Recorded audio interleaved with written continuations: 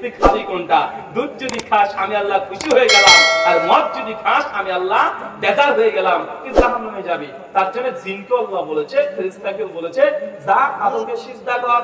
এখন ফেরেশতারও ইচ্ছা শক্তি আছে, জিনের ইচ্ছা শক্তি আছে।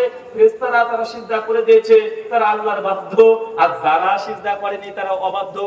অনেকে বলে যে শয়তান ইবলিসকে আবার কে খোঁচা দিল, ওরে খোঁচা দেওয়ার দরকার নেই। আল্লাহ ইচ্ছে শক্তি সফটওয়্যার ইনস্টল করে তাদের মধ্যে আগে থেকে রেখেছে। শুকরিয়া জাযাকাল্লাহ খায়রান। ছাত্রছাত্রীদের সফল হওয়ার জন্য 24 ঘন্টা লেখাপড়া কি হবে? ছাত্রছাত্রী সফলের জন্য 24 ঘন্টা মধ্যে কত সময় ব্যয় করতে হবে, ছাত্র কোন বয়সে সেটা আগে দেখতে হবে। যদি মাধ্যমিক ক্রস করে যায়, মাধ্যমিক পার করে দেয়, তাহলে কমপক্ষে একজন ছাত্রকে 14 থেকে 16 ঘন্টা পড়াশোনার মধ্যে থাকতে হবে, ভেজে থাকতে হবে 14 থেকে 16 ঘন্টা। এটা সর্বনিম্ন, কি বললাম এটা? সর্বনিম্ন 14 থেকে 16 ঘন্টা, খুব বেশি না। মাত্র 5টা বছর কোন ছাত্র বা ছাত্রী যদি এই 14 ঘন্টা থেকে 16 ঘন্টা পড়াশোনার মধ্যে নিমজ্জিত থাকে, এই ছেলেকে এই মেয়েকে কারো বাবার ক্ষমতা নাই যে সফল হওয়া থেকে, সাকসেস হওয়া থেকে কেউ দূরে রাখতে পারে। কিন্তু আপনি কিন্তু আমাদের ছেলেরা কি আছে, মাধ্যমিক দিয়েছে মানে বাপরে বাপ বড় হয়ে গেছে। কেন? গোপ ছিল না, গোপ উঠে পড়েছে। যখন বাপের যে তখন নিজের পায়ে হয়ে যায়, তার ছেলেটা ভাবছে বাপরে বাপ গোপ উঠেছে, আবার এদিক ওদিকে চুল হয়েছে, কণ্ঠটা একটা ভারী ভাব।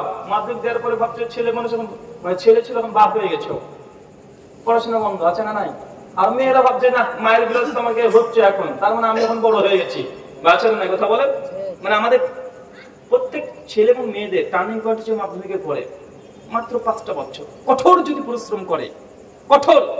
আর কোন মাদ্রাসার ছাত্র যদি দাওরার পরে যদি 3টে বছর যদি কঠোর পরিশ্রম করে, আমাদের ছেলেরাও আছে মাদ্রাসা যারা ফারিক হচ্ছে, দাওরা পাস করেছে, ভাবছে সে বড় হুজুর হয়ে গেছে, ও গিয়ে কোনো মসজিদ বা কোনো মাদ্রাসা দায়িত্ব নিয়ে নিচ্ছে, ওইখানে পড়ে থাকছে, ইলম অর্জন করছে না।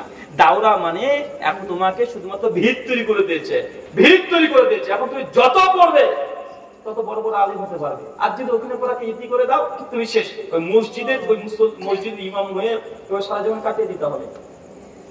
মাত্র 3টে বছর লাগে, বেশি বছর না, 3 থেকে 5 বছর কঠোর পরিশ্রম করে ইনশাআল্লাহ সফল নিশ্চিত হবেন। রব্বুল লেখেন আলোচনা তাকদীর রাখলে ইলম কখনো কাউকে ধোঁকা দেয় না, জ্ঞান কখনো কোনো মানুষকে ধোঁকা দেয় না।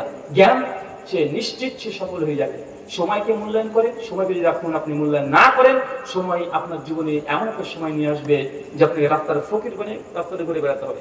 যেসব ছেলেরা এখন দেখছেন না পাবজি গেম নিয়ে ব্যস্ত আছে, পাবজি খেলছে, দিন রাত পাবজি খেলছে, সারাদিন পাবজি খেলছে। 5 বছর পরে ছেলেদেরকে চিনে রাখেন, প্রত্যেকে চিনে রাখেন, রাস্তায় কুলিগুলি করবে, রাস্তায় কুলিগুলি করবে, এই রাস্তাতে এই ভ্যান ট্যান ফেলবে, ও টুকটুকি চালিয়ে বেড়াবে, কুলিগুলি করবে, কেরালা চলে যাবে, মুম্বাই চলে যাবে, যে পাথর ফেলবে। কেন? এর সময়কে মূল্য দেয়নি, পাবজি খেলেছে। আর যে ছেলেগুলো পাবজি টাবজি খেলছেন, এখন পড়াশোনাতে ব্যস্ত আছে, পড়াশোনা নিয়ে চর্চা করছে, কোনো হাতের কাজ শিখছে, এই ছেলে দেখবেন 5 বছর পর ওই ইঞ্জিনিয়ারিং হয়ে গেছে, ডাক্তার হয়ে গেছে, মাস্টার হয়ে গেছে, মিলিটারি হয়ে গেছে, সে সকল একটা জায়গাতে চলে গেছে। আর ও তখন ইনকাম করে বাড়ি বিল্ডিং তৈরি করবে, আর তুমি ফকিরের বাচ্চা পাবজি খেলেছ, তুই 150 টাকার মুচুরি খেতে যাবে। কেন? সময়কে যে মূল্য দেয়নি, সময় জানে কিভাবে থাপ্পড় মারতে হয়। সময়কে কোন নষ্ট করতে হয় না, অনেক মূল্যবান জিনিস, একটা সেকেন্ড মুহূর্ত যেন নষ্ট না হয়। আলোচনা বুঝে তৌফিক দান করে আমি। আমাদের জানার মতে হানাফি মাযহাব বেশি, তবে সঠিক পথে কারা আছে? আমাদের জানার মতে হানাফি মাযহাবের সংখ্যা বেশি এবং সঠিক মতে কারা আছে, এটা যদি জনসংখ্যার ভিত্তিতে যদি কে ঠিক কে বাতিল যদি গণনা করেন, তাহলে হিন্দুদেরকে ভারতবর্ষের বুকে হক বলতে হবে, কারণ তারা আছে প্রায় 80 কোটি, আমরা মুসলমান আছি 30 কোটি, সব হিন্দু হয়ে যায়। আর পৃথিবীর যদি পরিসংখ্যান দেখেন, খ্রিস্টানরা আছে 220 কোটি, ওটা কারা? খ্রিস্টানরা 220 কোটি, মুসলমান গোটা বিশ্ব জগৎ আছে 170 কোটি, তো খ্রিস্টানরা বেশি, খ্রিস্টান হয়ে যায়। কে সংখ্যায় কত বেশি থাকলো এটা গুরুত্বপূর্ণ নয়।